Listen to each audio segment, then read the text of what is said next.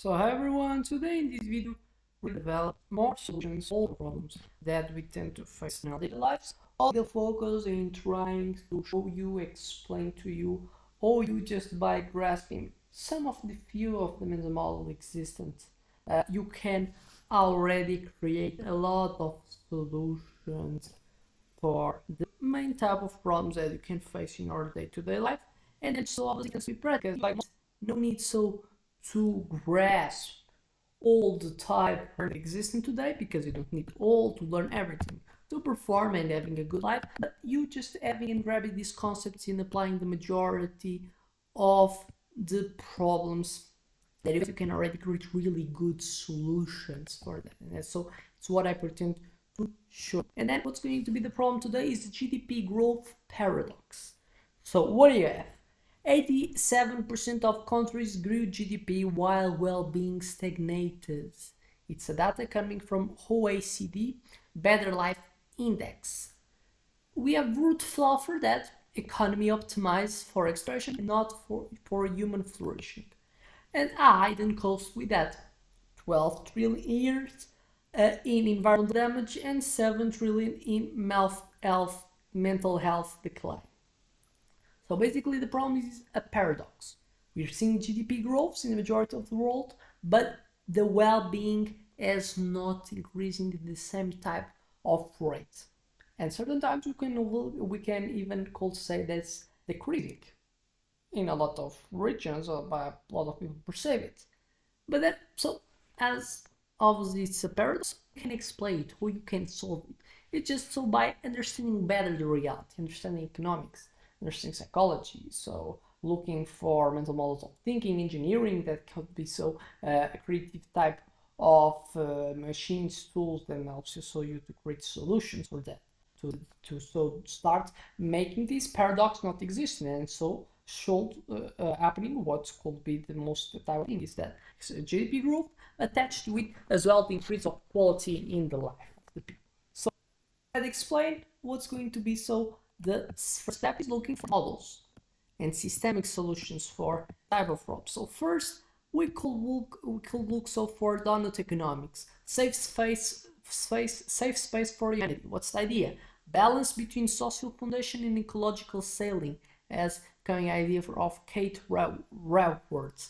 So what's the fix? National donut frameworks. The Amsterdam caps resource use while guaranteeing housing wealth, has made inequality decrease.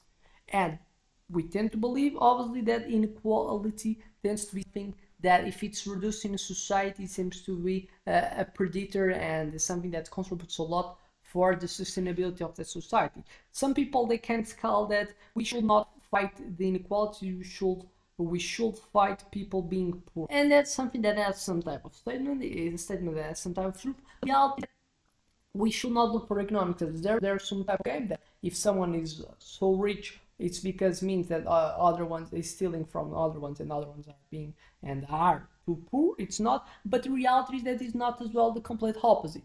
If it exists inequality, normally it means that it's because a lot of people are concentrating resources and other ones are not, and then so it's not just like as they assume, but the reality is that there's some factors it can make you think that it can be as they assume that if exists inequality means that someone is being too poor in comparison to the other ones that are too rich. And the reality is that we have the concept of marginal utility. The people that are too rich, a lot of the resources that already so are present in their hands, they have a marginal type of increasing of the well-being, too low in comparison if they get applied for the poor people. But then exists a paradox. It's fair as well to take away in terms of, obviously it's not by stealing, but in terms of taxes is a paradox as well. It's fair as well to cut away money of the people just because they have a lot in comparison to other ones. It's you could also enter in probably in a dangerous zone. So how to do this type and how you solve this paradox? It's normally you neither playing totally black, so neither there's so you're being someone that's total a favor in the freedom, and then so doesn't exist taxes, and then so all that you have should not give nothing for tax. And the complete opposite, so fight and being radical enough to think that the solutions are to tax the rich people. So we I think the balance is where tends to be the majority of the solutions.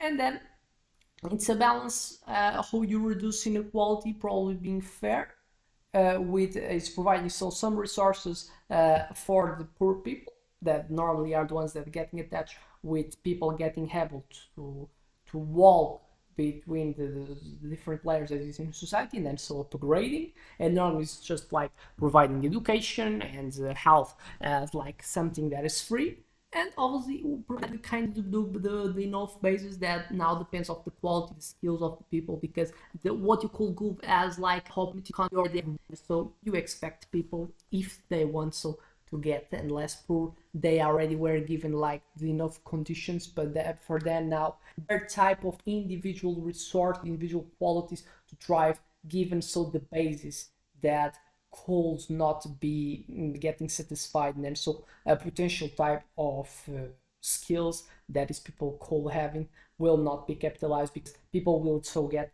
too much attention spent in satisfying some of their basic type of needs that now they are satisfied by the money that you collect from taxes or other type of things. So it's just like idea, it's basically the balance. Neither you have something that you don't have something that's public, but as well not the complete opposite that everything has to be public, you have to tax everyone. So it's a balance, basically it's a balance.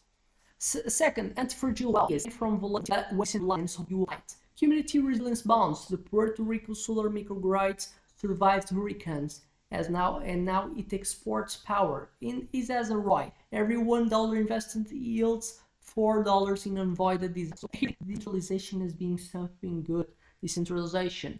Instead of centralized resource from a community and you just by owning them, as is something that tends to happen with a lot of the public resources, as you don't, as someone not owning thing, as someone that's centralized, someone that's not someone that's like is centralizing people, but that people that owns that thing is not as well, don't have that much of accountability, because it's not something that the consequence will be, it will be so exposed to them as normally so the public administration. And so normally the decision makers, they don't tend to make the best type of decision. And so when you decentralize, you make people have the accountability for their own resources, that's so where decentralized, they tend so to treat better in terms to create a more efficient way to enjoy the resources, because by decentralizing the usage of resources, people have less, they tend to be more efficient when they have a lot. And then as well by the owning them, we have a sense that makes as well be and have like a better work. Three, a bit of circular flywheel. Waste equals to food. What's the idea? Outputs become inputs for new value. But by knowing that, what's the fixes that you can create by knowing this?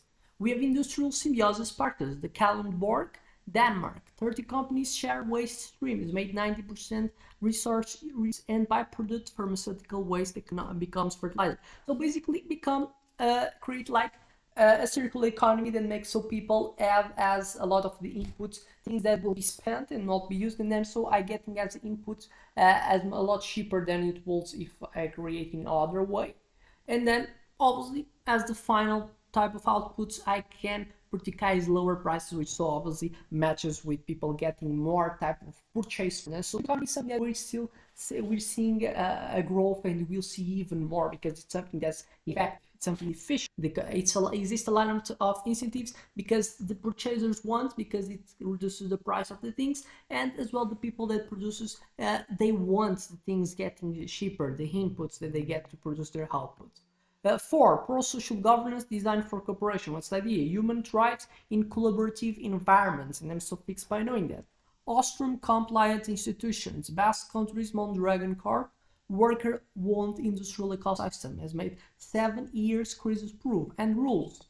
8-to-1 max pay ratio has made profits reinvested locally. So it's just ideas, you can agree it or not, but ideas, mental models. We have seen patterns that have been proven as true.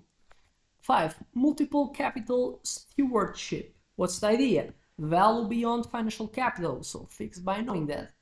National balance sheet tracking. Scotland's natural capital accounts peatlands valued at 6 billion for carbon, water, and protect from drilling. And metrics: human health, stocks, knowledge reserves, and social trust. 6. A bit of Jevons paradox in reverse.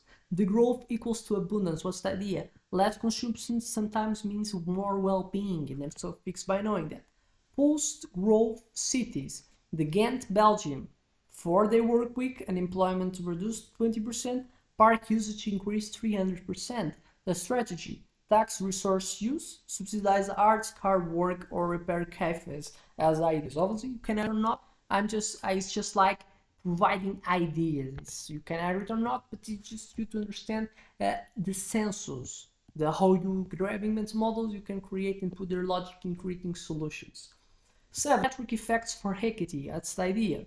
Connect the excluded groups as made to unleash collective genius.